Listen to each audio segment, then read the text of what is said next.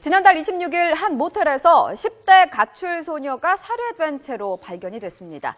성매매에 동원됐던 이 소녀를 목 졸라서 살해한 피의자 김모 씨가 붙잡혔죠. 관심은 두 가지였습니다. 먼저 범행 동기 그리고 추가 범행 여부였습니다. 안타깝게도 피해자가 2명이나 더 있었던 게 확인됐습니다.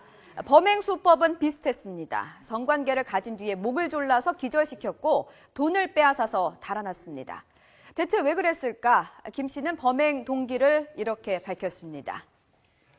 성매매 여성이 성의가 없으면 돈을 회수할 목적이었을 뿐 살해 의도는 없었다는 겁니다. 그런데 범행 동기가 명확하지는 않죠. 피해자 3명 모두 지난 3월 한 달 동안에만 확인된 겁니다. 자, 그리고 김 씨는 1월부터 10여 차례에 걸쳐 조건 만남을 가졌다고 진술을 했는데요. 추가 범행이 더 있을지도 모른다는 우려가 앞섭니다. 이 문제 전문가와 함께 이슈대담에서 짚어보겠습니다.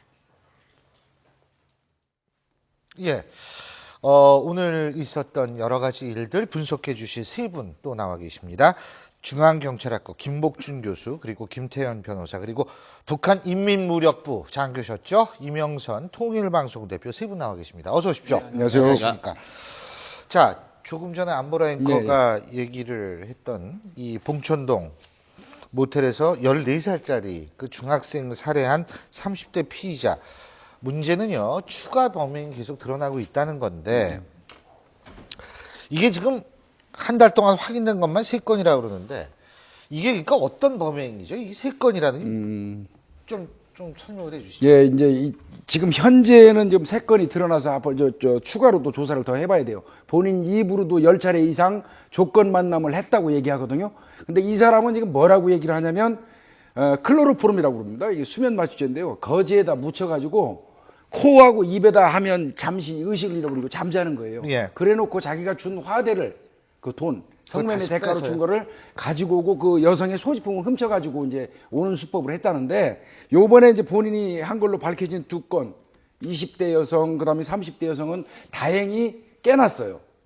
깨나서 이제 그 신고를 못했죠. 성매매 여성이다 보니까. 근데 요번에 같은 경우는 14살짜리 아이는 사망을 하게 된 것이죠. 그래서 이 사건이 이렇게 불거진 겁니다. 근데 그 사망을 하게 된 이유가 클로로폼 때문에 사망을 한 것이 아니라 목을 졸른 거 그렇죠. 아니에요? 그러니까 20대, 30대 그 여성들도 목을 졸랐다 이건가요? 그러니까 클로로폼 마취하고. 이게 어느 정도 목을 완전히 숨이 끊어질 정도로 누르는 게 아니고, 클로로폼을 입에다 대고 충분히 흡입할 만치까지만 누르는 거예요, 목을. 그러면 이제 쭉 늘어지면 놔두고 오는데, 아마 이 여학생인 경우는 14살이고 나이도 어리다 보니까 충분히 된 상태이기도 하고 목을 누르는데 빨리 온 것 같습니다. 비구 폐색이.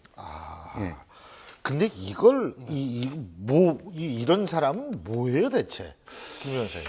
글쎄 뭐 이 사람을 이렇게 사이코패스라고는 볼 수 있을지 모르겠으나 어쨌든 약간의 그 성독착증세적인 어떤 게 있지 않나 좀 보이기도 해요. 왜냐면 성기능 장애가 있다고. 네, 뭐 알려지고 자기가 본인 있죠. 입으로 그렇게 얘기를 예. 했는데 뭔가 좀 약간 잘못된 왜곡된 성의식이 있지 않을까. 왜냐면 사실 본인 얘기대로 하면은 지금 뭐 조건만 함한 건 사실이고 그 일종의 성매매를 한 거 아니겠습니까? 그렇죠. 그런데 만약에 뭐 별로 여의치가 않으면 돈을 줬을 테니까 그 돈을 돌려받기 위해서 이제 뭐 수면 마취를 좀 시켰다는 이런 건데, 글쎄 그런 행동 패턴 자체가 뭐 살인의 고의가 있었는지 안 있었는지 일단 두 번째 문제고, 일단 어찌됐건 간에 뭐 본인 주장대로라고 해서 정말 돈을 돌려받기 위해가 회수하기 위해서라도 만약에 지금 약간의 마취 형태를 했다라고 하면 그거 자체만으로 보다 약간의 성도착증세적인 어떤 정신적인 문제가 있지 않을까, 현재로서 그렇게 짐작이 돼요. 그렇죠. 근데 지금 김 변호사님이 살인 의도 말씀하셨는데, 예, 예. 김 박사님 보실 때 살인 의도가 있다고 보세요? 일단은 마지막 여학생이 죽었잖아요. 자기가 마취제를 입에다 대고 목을 어느 정도 누르면 죽을 수도 있다는 거는 최소한도 인식했을 거예요. 그래서 최소한도 미필적 고의에 살인은 의율하지 할 수 있을 것 같거든요, 저는. 예. 근데 이제 이런 사람은요, 제가 판단할 때는 이렇게 얘기를 했어요. 조건 만남을 했는데 상대 여성이 성의가 없으면 돈을 도로 회수하는 목적으로 마취를 했다? 그건 아닌 것 같고요. 이거는 성적 욕구는 본인이 굉장히 많은데 성기능 장애는 약간 있는 것 같아요. 이런 사람은 이제 변태 성향을 띈단 말이에요. 변태 성향을 띠게 되면 그만치 또 상대 성매매 여성은 고통을 받게 되고 거부하게 되고 그런 마찰이 생겨요. 이런 과정에서 큰일이 났을 수도 있어요. 그리고 더군다나 20대 여성과 30대 여성이 미리 그렇게 그걸 했다면 사실 따지고 본다면 이 사람은 거의 그 상습적으로 그렇게 했다라고 볼 수 있는 거 아니겠어요? 예? 그렇다면 이 처벌은 미필적 고의에 의한 살인 말씀하셨는데 저도 개인적으로는 살인의 혐의가 있지 않나. 왜냐면 사실은 정말 뭐 마취하기 위해서 뭐 수면 마취라고 클로로폼 해가지고 입만 막아서 이렇게 죽었다라고 하면 뭐 그거는 살인의 고의가 없고 정말 마취시키려는 의도였다라고 볼 여지도 있겠으나 문제는 그렇게 하면서 목을 졸랐다는 것이거든요. 사람을 목을 졸랐는데 이걸 살인의 고의가 없었고 단순히 뭐 잠깐 잠재우려고 했다라는 거를 재판부가 믿어줄까요? 더군다나 동일한 형태가 한 번도 아니고 짧은 기간에 2번, 3번 반복됐다라고 하게 되면 살인의 미필적 고의는 충분히 인정될 것 같고요. 저도 아마 살인죄로 기소가 되고 결국 유죄 나올 것 같습니다. 근데 이런 경우에 있어서는요. 예. 실제적으로 이 추가 범행을 본인의 자백에 의존할 수밖에 없는 거 아닙니까? 아니요. 이제는 본인이 지금 10차례 정도 했다고 그랬는데요. 일단 스마트폰 앱 있잖아요. 이 본인이 가지고 있던 거. 예. 그래서 이제 빨리 그 통화 목록이라든지 이걸 전부 뽑아가지고 그 상대했던 여성을 추적을 해야 되는데 단 이제 핸디캡이 하나 있어요. 이게 참 문제인데요, 우리나라에. 스마트폰에 그 애플, 예. 그 깔아놓은, 그 조건 만남에 깔아놓은 이 프로그램이 한 달 단위로 자동으로 삭제된다는 거예요. 그거를 통제하는 시스템이 아직은 없어요. 왜 그게 일부러 그렇게 자동으로 없어지는 거예요? SNS가 그렇게 돼 있습니다. 이게. IP를 할당받아가지고 하는 거다 보니까요. 이제 요 부분을 빨리 기능적으로 어떤 해결을 해줘야 돼요. 그래야지 이 조건 만남 이 스마트폰 상에서 애플을 통해서 막 그 성매매하는 거 효과적으로 막을 수 있습니다. 그렇군요. 잘 알겠습니다. 그런 거 진짜 예. 개선을 해야 되겠네요. 예. 어쨌든 그래도 잡혀서 다행입니다. 그리고 이 땅에 사실 성매매는 좀 없어져야겠죠. 얼마 전에 뭐 해외 원정 황제 성매매도 걸리지 않았습니까? 거기에 걸린 사람들이 교수, 의사 이런 사람들 다 걸렸다 그러는데 진짜 남성으로서 무슨 정말 좀 창피한 일이죠. 자, 다음 주제에 넘어가 보겠습니다.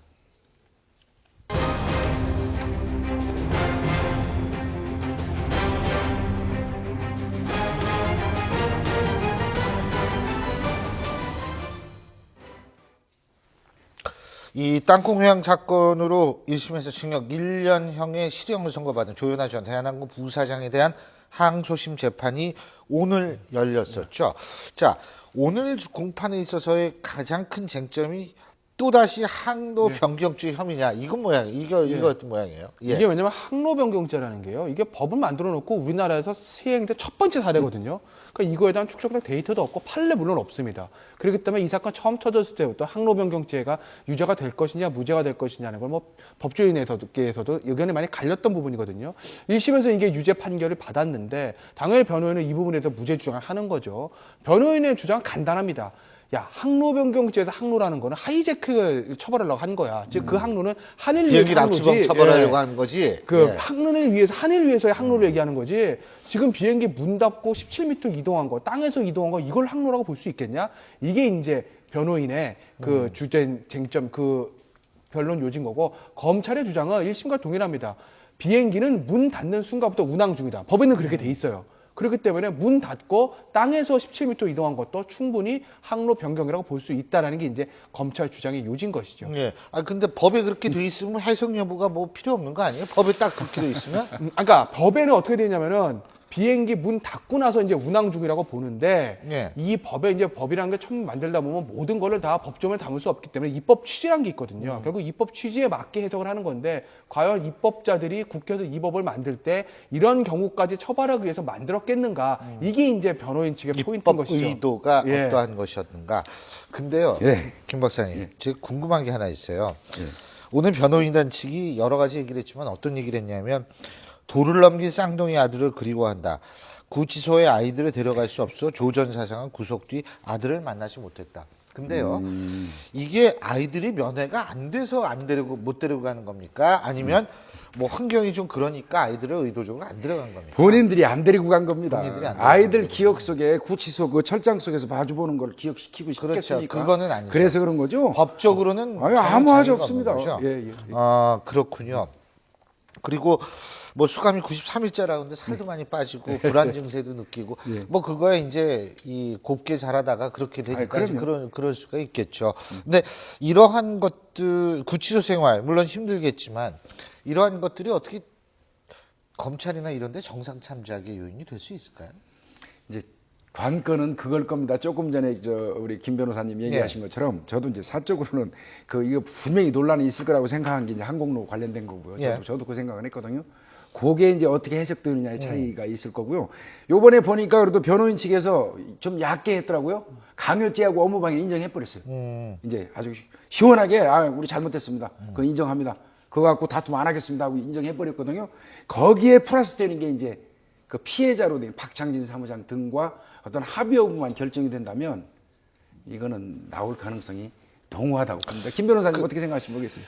근데 아마 글쎄 모르겠어요. 박창진 사무장이 이제 합의할 것 같지는 않고 지금 분위기가. 그 합의 말씀하셨으니까 좀 여쭤볼게요. 미국 법원에 지금 소송을 걸었잖아요. 여승무원. 그죠? 뭐 그렇다는 얘기가 지금 보도가 됐었죠. 그렇죠. 한번. 보도가 됐죠. 그렇다면 미국 법원에서 나름대로 그것이 프로세스가 진행이 된다면 거기서 예를 들면 뭐 그건 민사죠, 그러니까 민사죠. 엄청나게 뭐 좀 큰 돈을 주라고 판결이 날 경우, 근데 우리나라는 뭐 예를 들면 항소심에서 집행유예 이렇게 나오면 민사와 형사는 다르지만 일반 국민이 볼 땐 야 이게 뭐 형평성이 뭐냐 이런 식으로 생각될 수 있는 여지는 없습니까? 아니요, 그렇진 않을 거예요. 왜냐하면 지금 여기서도 어찌됐건 간에 그 조현아 전 부사장이 박창진 씨랑 그쪽한테 어떤 업무상 위력을 가했다는 건 인정된 부분이거든요. 그리고 항공기 안전운전 저해 폭행죄도 이제 유죄가 나왔어요. 물론 이제 변호인 같은 경우 그것도 무죄를 주장을 하긴 하지만 변호인이 무죄 주장하는 취지는 뭐 어떤 힘을 가하지 않았다는 부분이 아니라 그게 이제 항공기 안전을 저해할 만큼 그 정도가 아니라는 그런 취지거든요. 어쨌든 그거 사실관계 나온 것이고 민사 배상의 문제는 아마 우리나라에서 그 여승무원의 소송 제기했으면 제가 봤을 때 한 2천만 원, 3천만 원 안 나왔을 겁니다. 안 나오죠? 우리나라는 위자료 굉장히 낮거든요. 근데 미국은 이제 징벌적 손해배상 제도가 있으니까 기본적으로 민사소송 제기하게 되면 이런 케이스의 손해배상액이 우리나라보다 많아질 수밖에 없는 것이고, 그러니까 미국과 우리나라 법체계의 차이가 있는 것이기 때문에 우리나라에서 이 항소심에서 조현아 전 부사장이 집행유예를 풀려 나오고, 집행유예가 무죄라는 건 아니잖아요. 풀려 나오고 미국에서 민사소송에서는 거액의 배상금을 무는 그런 것도 충분히 예상 가능한 시나리오죠. 예상 가능. 동의하십니까? 다만 여승무원이 이제 미국에다가 징벌적 손해배상 민사 청구를 했는데 사실은 또 그 미국 내 그 재판 제도에는 재판 편의를 위해서 안 받아주는 경우도 있어요. 그럼 이를테면 비록 그 장소는 그렇다고 치더라도 한국 사람끼리의 일이거든요. 그러면 꼭 구태여 미국에서 거기서 오는 것만 가지고 해당되는 그밖에 없는데 꼭 우리 법원에다가 징벌적 손해배상 청구해서 돈을 바꾸자 하냐 이제 보낼 수도 있는데 그게 아직 결정이 안 났거든요. 그런데 박창진 사무장 같은 경우는요 아마 그 여승무원의 어떤 소송 행위가 어떻게 진행되는지 굉장히 촉각을 곤두세우고 있을 겁니다. 그러고서 그걸 좀 보면서 본인도 그렇게 할 수 가능성이 있죠. 만약에 징벌적 손해배상 청구가 미국 정부에 의해서 법원에 의해서 받아들인다면 그 피해 보상금은 천문학적일 수도 있거든요. 근데 어쨌든 뭐 집행유예 어떻게 뭐 예상하세요? 아마 이제 다음 20일 날 이제 재판이 결심 공판이라고 해요. 이거 마치시면 용하다는 소리 들으시죠. 그럴 것 같아요. 그다음에 이제 선고 날 때 제가 봤을 때는 집유로 나올 것 같아요. 왜냐면은 징역 1년이었거든요. 1심에서 전부 다 유죄 인정된 상태에서. 근데 지금 이미 93일 93일 살아서 한 3개월, 3분의 1 정도 산 거죠. 거기다 다음 결심 공판이랑 선고기일까지 아마 참작을 해보면 한 120일 정도, 한 3, 4개월 정도를 충분히 이제 그 수용 생활을 하는 건데, 그렇게 된다고 보면 1심에서는 집행유예 나오기 쉽진 않았겠지만 그래도 실형이 나온 거겠지만 항소심에서는 집행유예로 풀어줄 가능성은 제가 봤을 땐 높을 것 같아요. 김 박사님도 그렇게 저도 뭐 의견 그렇게 보여집니다. 그렇군요. 근데 이게 문제는 뭐냐면 국민의 법감정 그리고 국민이 이 사건을 바라보는 이러한 것들에 이게 또 법리적으로는 맞을지 모르지만 그런 데 있어서 괴리가 또 한동안 시끄럽지 않을까라는 생각은 할 수밖에 없을 것 같아요. 잘 알겠습니다. 자, 이제 다음 주제로 넘어가 보겠습니다. 북한 조선중앙통신은 김정은 국방위원회 제1위원장이 자체 생산한 경비행기 시험 비행을 참관하고 민간용 경비행기를 직접 시험 비행했다고 전했습니다. 예, 오래 기다리셨죠? 이건 참, 아유. 그래도 이렇게 또 집에서 TV를 보시는 것보다 현장에서 이렇게 또 상세하게 보시는 것도 재미있죠. 예. 자, 제가 깜짝 놀란 게 있어요. 북한이 자체 생산한 군용 비행기와 민간용 경비행기를 처음으로 공개를 했다? 북한이 비행기를 만든다는 거예요? 그렇죠. 북한은 비행기 만들기 시작한 지 꽤 오래됐습니다. 아, 그래요? 예, 지금 80년대 초부터 만들었는데요. 예. 80년대 중반부터는 이제 무장 헬기를 이제 생산을 했고요. 그 리그선, 그다음에 이번에 그 북한에서 우뚜바 하는데 그 비행기를 이미 우뚜바요? 예. 그 비행기 이름이 우뚜바예요? 예. 북한에서 어느 나라 말이에요, 우뚜바는? 러시아 말이에요. 아, 러시아. 예. 우뚜바. 그걸 쭉 생산했고 92년에는 미국 29기를 자체 조립 생산을 했습니다. 예. 그 F-16하고 거의 성능이 예. 거의 동경이죠. 그러니까 북한은 상당히 비행기를 자체 생산 또는 러시아에서 부품을 들여다가 조립한 이제 경력이 거의 30년이라는 그 과정을 가지고 있죠. 그러니까 자체적으로 모든 거를 부품을 조달해서 만들기도 하고 조립도 하고 그죠? 예. 그러면은 이번에 공개한 것도 자체적으로 다 만든 거겠네요. 예, 이번에 제가 이제 화면을 쭉 보니까 네. 김정은이가 그 평안북도 방현 노동자구에 그 시설이 있거든요. 예. 저는 거기 94년도부터 그걸 다녔는데요. 이번에 먼저 가서 본 거는 그 미국 29기 조립 라인을 본 겁니다. 그거는 그 92년도까지 그 소련에서 들어와 가지고 시설을 한 겁니다. 이게. 예. 그걸 보고 이제 민간 비행기 봤는데 이번에 그 김정은이가 직접 본 비행기들은 그거는 이제 그 이제 같이 우뚜바 여기서 네. AN-2기라고 그러죠. 남한에서는. AN-2기. 그 비행기도 지금 군용이 아니고 민간용입니다. 그게 우편물이나 이런 그 짐, 자그마한 짐, 1톤 미만짜리 짐을 나르는 비행기고요.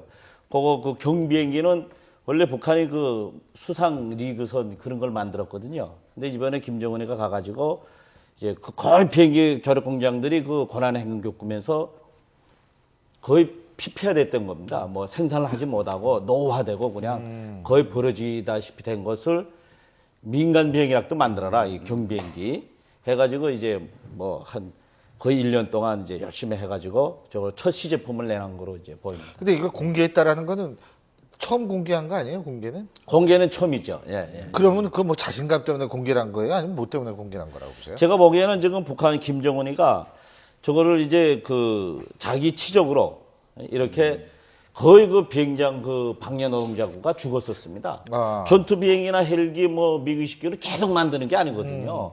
그럼 필요한 대수만 만들고 중단하고 있어야 되니까 외국에 수출할 수도 없고.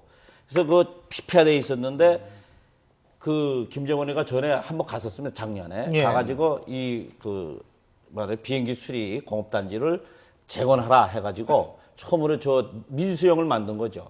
군수형을 이제 만들어야 소용이 없으니까요. 기술도 안 되고 뭐 러시아에서 다시 기술을 주지 않는 이상은 그거 할 수가 없거든요.